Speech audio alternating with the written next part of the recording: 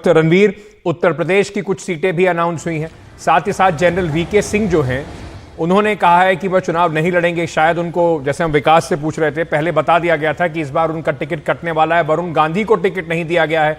उनका अब अगली क्या कदम होने वाला है, ये सब दिलचस्प बातें हैं जिस पर दर्शक अभी गौर करना चाहेंगे। देखिए, जनरल वीके सिंह और सत्यदेव पचौरी, ये दो ऐसे नाम हैं जिन्होंने थोड़ी देर पहले सोशल मीडिया पे पोस्ट करके ऐलान कर दिया कि वो चुनाव लड़ना नहीं चाहते, क्योंकि उन्हें सूचित कर दिया गया था कि उनका टिकट कटेगा।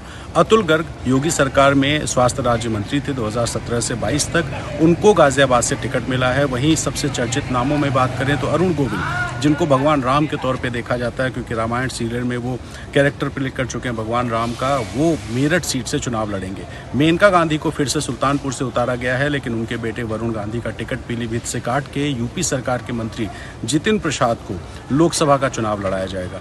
इसके अलावा अगर आप इस लिस्ट को देखिए तो इसमें कुछ और ऐसे नाम हैं जिन नामों को देख करके समझ में आता है, जैसे संतोष गंगवार बरेली सीट से, वरिष्ठ मंत्री हैं, अटल जी की सरकार में मंत्री रहे, 8 बार के सांसद हैं। उनका टिकट काट के गंगवार को ही प्रत्याशी बनाया है, जिनका नाम है छत्रपाल सिंह गंगवार। बरेली सीट से 8 बार के सांसद संतोष गंगवार का टिकट कटा।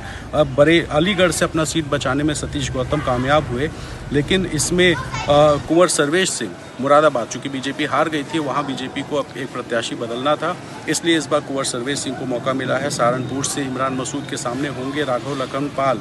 और सबसे जो इसमें आप देखिए, बदायूं सीट, संघमित्रा मौर्य, स्वामी प्रसाद मौर्य की बेटी हैं, बीजेपी की सांसद थी, उनका टिकट काटा गया है और उनकी जगह दुर्विजय सिंह शाक्य को टिकट दिया गया है।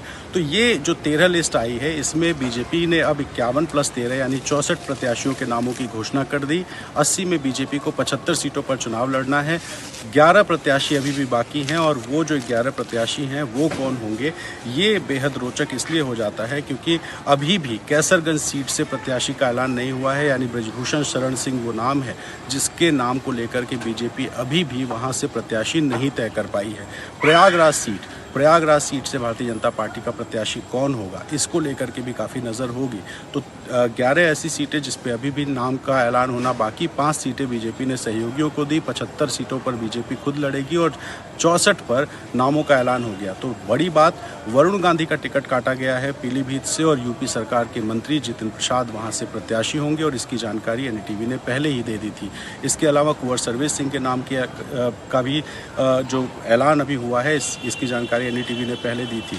तो इस तरह से जो यूपी की लिस्ट आई है, इस यूपी की लिस्ट में बीजेपी ने मौजूदा सांसदों का भी टिकट काटा है, जिसमें इस लिस्ट को हम अगर देखें तो आप देखिए कि इसमें वरुण गांधी की जगह तो जितिन प्रसाद यूपी सरकार के मंत्री हैं, वो लड़ेंगे, और हाथरस से राजवीर सिंह दिलेर की जगह अनूप वाल्मीकि को बीजेपी ने प्रत्याशी बनाया। तो मौजूदा सांसद का भी टिकट काटा गया है। तो सबसे बड़ा नाम जनरल वीके सिंह, उनका टिकट कटा, संतोष गंगवार का टिकट कटा, वरुण गांधी का टिकट कटा, संघमित्रा मौर्य, ये 4 ऐसे नाम हैं जो चर्चित और बड़े नाम थे, इनका टिकट काटा गया है।